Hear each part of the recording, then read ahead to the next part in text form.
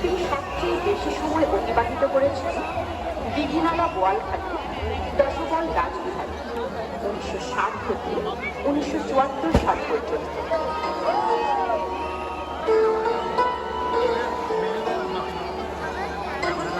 আমি তার একজন অসম শিষ্য। পার্বত্য চট্টগ্রাম বৌদ্ধ অনাথাশ্রমে তার সান্নিধ্যে অবস্থান করেছিলাম। জীবন নির্মাণ করার লক্ষ্যে আমাদের দেবী নির্দেশনা দিয়েছেন, প্রস্তুত করেছেন। এই জন্য আমি তার পাদমূলে আবারও শ্রদ্ধা নিবেদন করি।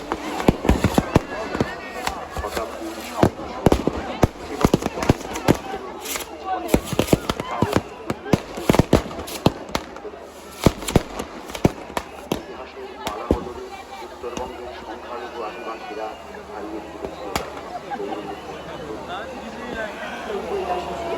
ঢাকায় অবস্থানকারী পূজনীয় তাদের নবজীবনায় একাধিক ডক্টর জ্ঞানশ্রী মহাত্মা শাসনের মাঙ্গলিক একাধিক অবকাঠামো নির্মাণে পথ প্রদর্শকের ভূমিকা পালন করেছেন। আজীবন তাঁর হাতে প্রতিষ্ঠিত প্রতিষ্ঠানগুলো মোবাইল ছড়ি জ্ঞানোদয় পালিত দীঘিনালার খাগড়াছড়ি, ধর্মোদয় পালিত দশবল রাজবিহারী দীঘিনালা তারই প্রতিষ্ঠিত। বিবিধ প্রচার বোর্ড গঠন করেন তিনি। মহামান্য অষ্টম শঙ্করাজ বদলকে সুরানন্দর মহাত্মের সঙ্গে যোগ দিতে আসেন। রাঙামাটিতে অবস্থিত মনোহর অনাথাশ্রম তারই প্রতিষ্ঠিত।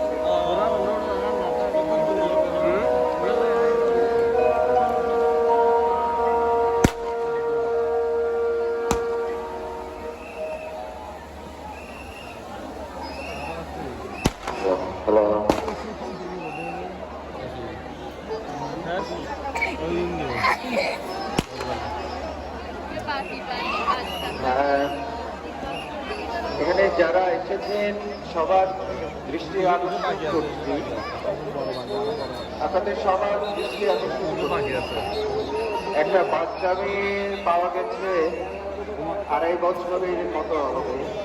আপনারা কেউ যদি